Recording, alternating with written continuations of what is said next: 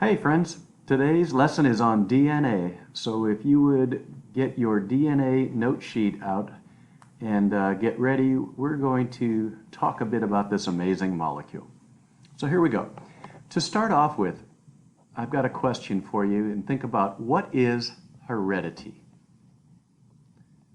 And hopefully when you think about heredity, you start to think about things such as your passing on of traits or characteristics from a parent to their kids. Okay, that's heredity. So go ahead and write that down on your note sheet. But I want you thinking about this. How does that really work? How can you pass on your traits to your kids? I mean, if you think about it, have you ever really considered what could possibly be inside mom's egg cell here that she gave some of her traits to you? Or even more amazing here, because it's so small, look at that little bitty sperm cell there. How could that have given you half of dad's traits? And in the old days, they had some wild ideas. One of them was called the gemule hypothesis. And they just thought that, inside that sperm head was just a little bitty baby waiting to be born. And of course, mom wasn't really given any of the traits to it. Mom's was just a receptacle there. But, it didn't quite explain how a lot of kids came out looking like mom. It just didn't work. So it was a dumb idea and has been disproven. And of course, you understand that what's in our sperm cell and our egg cell, all of our cells, are genes. But the other question is, what the heck really is a gene anyway? So that's our focus for today. Now, when you think about genes, there are some characteristics a gene has to have. For example, the first thing is it must be some kind of a chemical that has instructions built into it. For instance, an instruction that says, hey, here's how you build the nose I want to build. Or it runs the cell. Hey, you know what? It's time to let glucose into the cell. Let's be in charge of this. So genes have to carry instructions. The second thing is genes have to be able to copy themselves because all of our cells contain the exact same genes or instructions, and therefore they must have been able to make that copy. So what molecule do you think could actually make up our genes? And you probably know the answer is, drum roll, DNA, of course. It is an amazing molecule. So let's take a look at what makes DNA so special. Okay, first of all, I want you to be able to properly pronounce this word. Say this after me out loud. Deoxyribonucleic acid. Let's say it together. Deoxyribonucleic acid. Deoxy without an oxygen, ribo for ribose sugar. Nucleic acid because in the nucleus they found out there was an acid there. So there you go. Before we start, some little fun facts. Did you know, get ready for this, that there are 3 billion base pairs in the DNA molecule inside one of your cells? Everybody go, whoa. That if you placed all the DNA from that one microscopic cell, end to end, just that one cell's DNA would be 3 to 5 feet long. Even louder, whoa! Did you know we have 35,000 or so genes in one human cell? But bacteria only have about 2,000. Meh. Sorry, bacteria. And did you know that there are over 4,000 known genetic diseases that are caused by defects in our DNA? Sad but true. Now, if you did the lab on your own the other day, you might have picked up some DNA from your strawberries and seen that it doesn't really look like much to the naked eye. In fact, it looks just like a gob of goo, something like that. But what is DNA actually? Here we can go back to our notes now. And in red, I put the things to write down. So DNA is a molecule that holds the instructions to build you. It holds the genetic instructions to build you. So what instructions do they hold here? A gene, and you can write this down here, is a section of the DNA, just a piece of it, that holds instructions to build a protein. A gene is a section of DNA that holds instructions to build a protein. So you can see this little piece of the DNA here could be a gene that gives you the proteins that give you a trait of green eyes. So the proteins are what give you your traits. For example, the eye color. Now you have thousands of genes in your body that code for many different types of proteins. So what we find is these DNA and these genes are located on this thing, which is a chromosome. You've probably heard of those. And a chromosome might contain one little strip of it, contains this piece of DNA, which is the gene needed to make the brown pigment melanin, which is a protein, which will give you the trait for brown eyes. Here is another location on the chromosome, which could be a gene that's going to give you your hair color. So genes are of many different types. Now, say it again, deoxyribonucleic acid. DNA is often referred to as a blueprint of life, because like this blueprint of a ship, this is not the ship, but it tells the shipbuilder, this is how I want you to build this ship. Likewise, DNA is not you, but it is the instructions that says, I want you to build a protein just like this, and build it now and build it this way, and that'll make your trait. Now, DNA, like all of our large molecules, our carbohydrates and our proteins, are made up of building blocks that are almost like Legos. Each one is called a monomer. And the building block or monomer for DNA is called a nucleotide. So say that word in your head, nucleotide. Now, a nucleotide consists of three pieces. We'll write this down in a moment. A sugar bonded to a phosphate bonded to a base. In this case, it's called cytosine. And they call these nitrogenous bases because they contain the element nitrogen. Now, millions of nucleotides will bond together to make up a nucleic acid, such as DNA or RNA. And so what we can see is, if we look at this, what you typically see DNA looking like that model, or maybe this model here I'm holding, what you see is it's like a spiral staircase. And if you look at the steps inside, you see these letters, A, T, G, and C, and so forth. So we're going to take a look at that structure today. And notice all of that came out of a chromosome. Now, if you wanted to see how a chromosome is made from DNA, there's a really good video clip on the previous page here. Right here, you can go into the slideshow and watch that.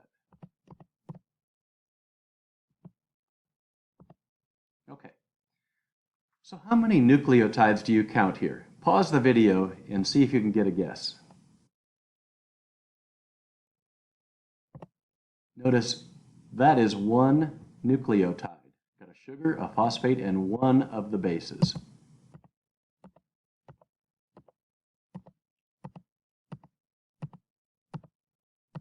So if you counted 12 different nucleotides in this model, you are correct.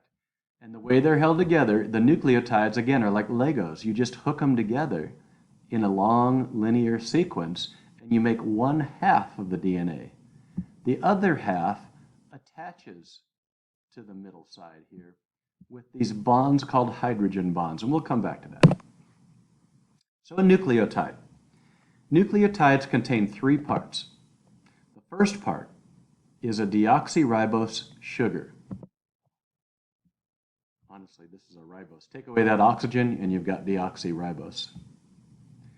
So that sugar molecule attaches to a phosphate, which is a phosphorus atom bonded, surrounded by oxygens and a few hydrogens. That phosphate is often just shown as a circle in biology as a model. And the last thing is a nitrogen-containing base. So on this nucleotide, you've got your sugar, deoxyribose, a phosphate over here, and sticking off the other side is this A, which stands for adenine. Adenine is one of the 4 nitrogen bases. The others are thymine, cytosine, and guanine. Now I want you to get used to knowing each of these names, so say these after me. Adenine, thymine, cytosine, guanine. Practice those names so they become part of your vocabulary. There's our deoxyriboses, our phosphates. And how do the 4 nucleotides of DNA differ? So how does this one differ from this one? And you can probably tell they both have phosphates and deoxyriboses, but they have a different nitrogen base on each one. So again, recap, DNA is made of nucleotides bonded together. So if we just bonded these together, we would make a DNA. There you can see the bonding on one side. Now, there's a rule that goes into play here, and it was called Chargaffs Rule. They figured out that A pairs with T and C pairs with G. So jot that in your notes. And if you watch that video from the Amoeba sisters, they said the way she remembers it is she says apple tree, A with T. Car goes in a garage, C to G. Okay? So if this is a cytosine on this half of a DNA molecule, then the G has to pair with that. So a nucleotide that will stick here and fits, notice how it fits like a puzzle piece. So what would bind to T here? The nucleotide, adenine nucleotide would come in.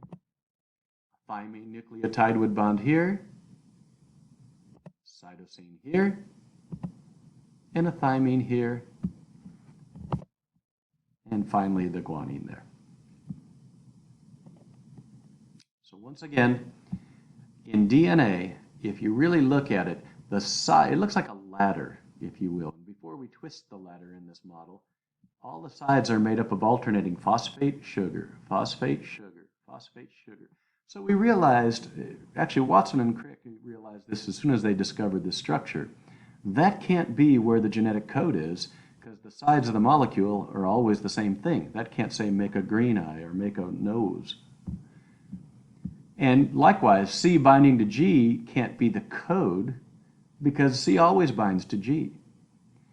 So they figured out that the genetic instructions must be like walking down the steps or the rungs on the inside of the molecule.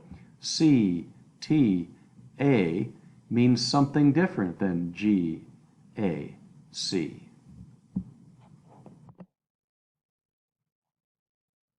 So there we have 6 different what we call base pairs.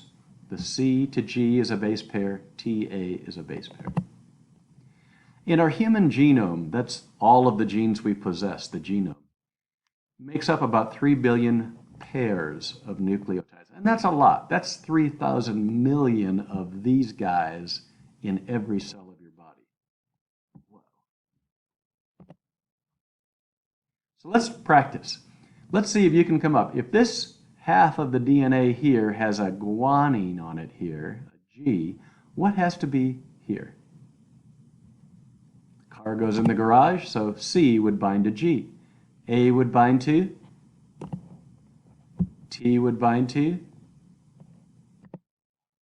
T would bind to.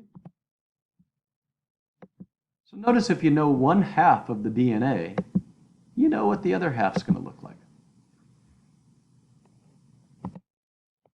Now, these are the 2 gentlemen, they look like science nerds, don't they, that discovered the structure of DNA. Their names are James Watson and Francis Crick.